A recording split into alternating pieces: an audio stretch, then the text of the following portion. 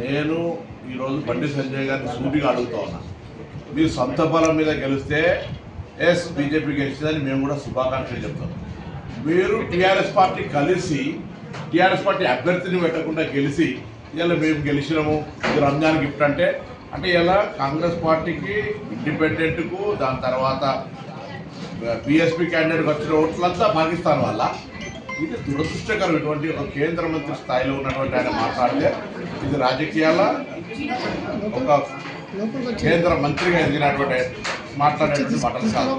నేను అడుగుతాను, ఇవాళ ఈ నియోజకవర్గంలో స్థానికంగా నేను శ్రీధర్ బాబు గారు, దామోదర్ రాజనరసింహ గారు మంత్రులు, మన నలుగురు ఇన్ఛార్జ్ మంత్రులు కూడా ఉన్నారు.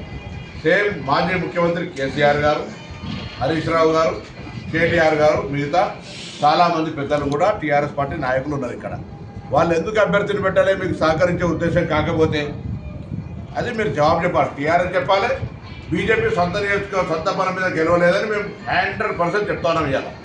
సో ఇవాళ ఈ ఎన్నిక అనేటువంటిది ఒక పట్టభద్రులకు సంబంధించి జరిగిన ఎన్నిక. మేము కూడా వేల ఓట్లతో ఓడిపోయింది ఏం లేదు. మేము కొంత ఇంకా మా కార్యకర్తలు మా నాయకత్వం కొంత కృషి చేస్తే బయటపడేటువంటి వాళ్ళం సమీక్షించుకుంటాం. కానీ ఈ ఎన్నికకు రంజాన్ గిఫ్ట్ అని, పాకిస్తాన్ ఇండియా మ్యాచ్ అని మతపరమైన రంగు పులిపే ప్రయత్నం చేస్తే వాళ్ళ అవగాహన రాహిత్యం. డెఫినెట్లీ కాంగ్రెస్ పార్టీ ప్రజాపాలనకు సంబంధించి అన్ని రకాల కార్యక్రమాలు చేస్తూ ఉంది. మీరు కేంద్ర మంత్రులుగా చేతనైతే కేంద్రం నుంచి నిధులు తీసుకొచ్చే ప్రయత్నం చేయండి. 2 బడ్జెట్లల్లో మీరు రాష్ట్రానికి ఏం ప్రయోజనం కలిగే పని జరగలేదు. ముఖ్యమంత్రి గారు చెప్తారు అనేక సందర్భాల్లో కొన్ని ప్రాజెక్టులకు అడ్డం పడుతున్నటువంటి పరిస్థితి. నేను ప్రత్యేకించి బండి సంజయ్ గారిని కోరుతాను. హైదరాబాద్ నుంచి రామగుండం దాకా గతంలో రాజీవ్ రహదారి నిర్మించినాం. ఇవాళ ప్రజలకు సౌకర్యం అవసరం ఉంది, మనకు రైలు రూట్ లేదు, దాన్ని 8 ఏళ్ల రహదారిగా మార్చే ప్రయత్నం చేయండి. హైదరాబాద్ మంత్రిగా బ్రాండ్ ఇమేజ్ పెంచాల్సిన కిషన్ రెడ్డి గారు ఇక్కడ నుంచి ప్రాతినిధ్యం వహిస్తూ గతంలో టూరిజం అండ్ ఆర్కియాలజీ మినిస్టర్గా ఉండి హైదరాబాద్ ఆర్కియాలజీ టూరిజానికి ఒక ప్రత్యేకమైనటువంటి ప్లేస్ ఇది. ఏం చేసినారని అడుగుతున్నాం, ఏ ప్రాజెక్టు తెచ్చినారని అడుగుతా ఉన్నాం. ప్రాజెక్టు తేరు, ప్రాజెక్టులకు అడ్డం పడతారు. దేశంలో 29 రాష్ట్రాల్లో తెలంగాణ ఒక అంతర్భాగమైనప్పటికీ కూడా భారతీయ జనతా పార్టీ ఈ రాష్ట్రం పట్ల వివక్ష చూపెట్టి మీరు గతంలో 10 సంవత్సరాలు కేసీఆర్ గారు మమ్మల్ని అడగలేదనే కారణం మీద తప్పించుకోగలిగారు. ఇవాళ మేము గౌరవ ప్రధానమంత్రి గారిని, మంత్రుల్ని అనేక సందర్భాల్లో కలుస్తూ ఉన్నాం. మీరు అడ్డం పడకపోతే తెలంగాణ ప్రాజెక్టులు ఎందుకు వస్తలేవు, మీరు ఎందుకు తెలంగాణ ప్రాజెక్టుల మీద కృషి చేస్తలేరో జవాబు చెప్పాలి. అది తప్పించుకోవడానికి ఏదో పెద్ద హైబర్ క్రియేషన్ చేసి మేము బలపడుతున్నాం. ఏం బలం లేదు. Telangana Bharatiya Janata party, Telangana TRS party వేరువేరు కాదు అనేది ఈ ఎమ్మెల్యేసీ ఎన్నికల్లో నిరూపణైంది.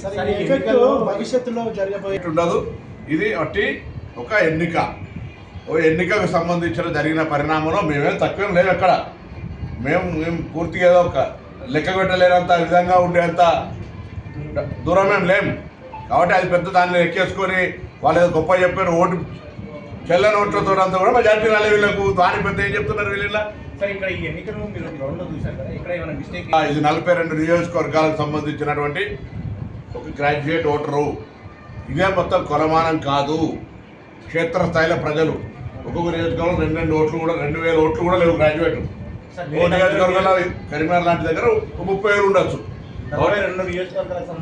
దాంతో పాటు ఈ మాట కూడా చెప్తున్నా, ఒక్కొక్క నియోజకవర్గంలో 2000 ఓట్లు కూడా లేవు. ఓ నియోజకవర్గం కరీంనగర్ లాంటి దగ్గర 35,000 ఉండొచ్చు.